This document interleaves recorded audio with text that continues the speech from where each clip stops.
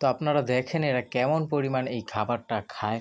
তো আমি মনে করি আপনারা আপনাদের ছোট্ট খামারে যদি এই খাবারটা খাওয়ান তাহলে কিন্তু আপনারা অল্প খরচে অনেক টাকা আয় করতে পারবেন ইনশাআল্লাহ। আসসালামু আলাইকুম ওয়া রাহমাতুল্লাহি ওয়া বারাকাতুহু। সবাই কেমন আছেন? আশা করি ভালো আছেন। আলহামদুলিল্লাহ আপনাদের দোয়ায় আমরাও ভালো আছি।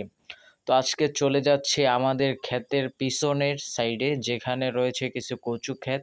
আমরা ওই ক্ষেতে যাচ্ছি কিছু কচু সংরক্ষণ করার জন্য।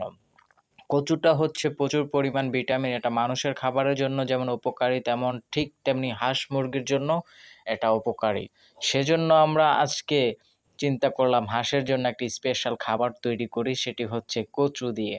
তো চলেন আমরা ভিডিওর মধ্যেই দেখাবো ইনশাআল্লাহ কচু দিয়ে আমরা কীভাবে এই হাঁস মুরগির খাবারগুলো তৈরি করতেছি। অবশ্যই ভিডিওটি সম্পূর্ণ দেখলে আপনারা বুঝতে পারবেন ইনশাআল্লাহ তাআলা। তো ক্ষেত থেকে আমরা কচু সংরক্ষণ করলাম। কচু সংরক্ষণ করার পর আমরা নিয়ে আসলাম বাড়িতে।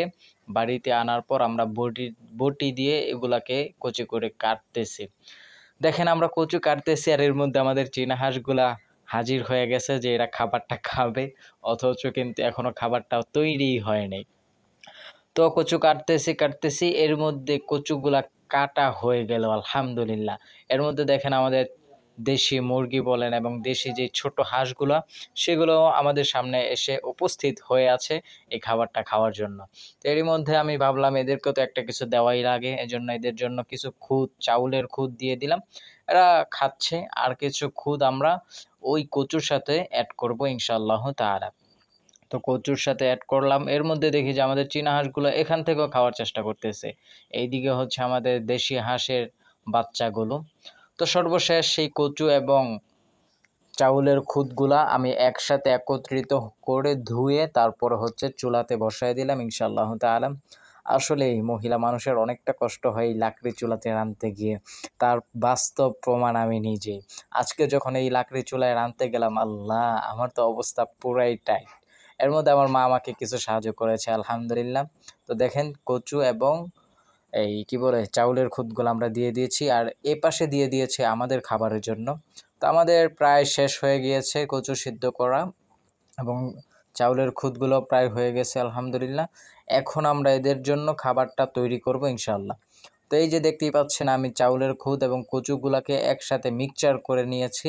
মিক্সচার করার পর এগুলোর সাথে আমরা অন্যান্য কিছু মিক্স করব। তার আগে আমাদের আরও কিছু হাঁস আছে, তাদের জন্য আমরা এই খাবারটা কিছু পরিমাণ রেখে দিয়েছি যেন তারা এসেও খেতে পারে। আর বাড়িতে যারা আছে তাদের জন্য খাবারটা তৈরি করে ফেলতেছে। তো এখানে আমাদের রয়েছে কচু এবং ধানের চাউলের খুদ, সাথে রয়েছে ধানের কুড়া, তারপরে হচ্ছে কিছু পরিমাণ ফিড, তারপরে হচ্ছে আপনারা আমাদের পূর্বের ভিডিওতে দেখতে পেয়েছেন যে আমরা হেঁচি কাটা দিয়ে থাকি, সেই হেঁচি কাটাও আমরা এখানে অ্যাড করেছি। তারপরে পানি দিয়ে মিক্স করে সাথে আমরা একটা ওষুধ দিয়েছি। ওষুধটির নাম হচ্ছে থায়াবিন। আপনারা অনেকেই জেনে থাকবেন এই ওষুধটি হাঁস মুরগির জন্য অনেক উপকারিতা করে বা অনেক উপকার করে। তো কেউ যদি না জানেন তাহলে আমাকে কমেন্ট করতে পারেন, আমি অবশ্যই আপনাকে জানিয়ে দেব এই ওষুধটি কোন কোন কাজে প্রয়োগ করা হয় এবং কোন ওষুধ কোন কোন কাজে প্রয়োগ করা হয়। আপনারা যদি কমেন্ট করেন আমি অবশ্যই কমেন্টে জানিয়ে দেওয়ার চেষ্টা করব ইনশাআল্লাহ। তো আমাদের খাবারটা তৈরি হয়ে গেল। খাবারটা তৈরি করার পর এদের সামনে দিলাম। এই যে দেখতেই পাচ্ছেন ওরা কেমন পরিমাণে এই খাবারটা খাচ্ছে আলহামদুলিল্লাহ। ওরা এত পরিমাণ খাবার খায়, এই খাবারগুলা খায় যা আমার কাছে খুবই ভালো লাগে। এগুলা কিন্তু আমরা প্রাকৃতিক খাবারগুলাই এদেরকে দেওয়ার চেষ্টা করি যেন আমাদের খরচটা কমে আসে। তো খেতে, খেতে ওরা কিন্তু প্রায় বুলি শেষ করে ফেলেছে আলহামদুলিল্লাহ।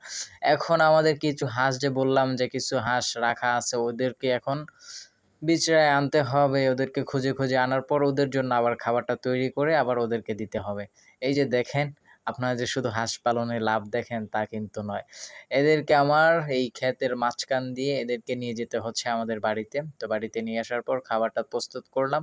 প্রস্তুত করার পর এদের সামনে দিয়েছি। এরা দেখতেই পাচ্ছেন কেমন পরিমাণ খাবারটা খাচ্ছে। তো ভিডিওটি আপনাদের কাছে কেমন লাগলো অবশ্যই কমেন্ট করে জানিয়ে যেতে পারেন। আর আজকের মতো এখানেই বিদায় নিচ্ছি। সকলে ভালো থাকবেন, সুস্থ থাকবেন, আমাদের জন্য দোয়া করবেন এবং সকলে আমাদের জন্য আমাদের এই ছোট্ট খামারের জন্য দোয়া করবেন। আল্লাহ তাআলা যেন এই ছোট্ট খামারে অনেক অনেক বারাকা দান করে। আজকের মতো এখানেই বিদায় নিচ্ছি। আল্লাহ হাফেজ।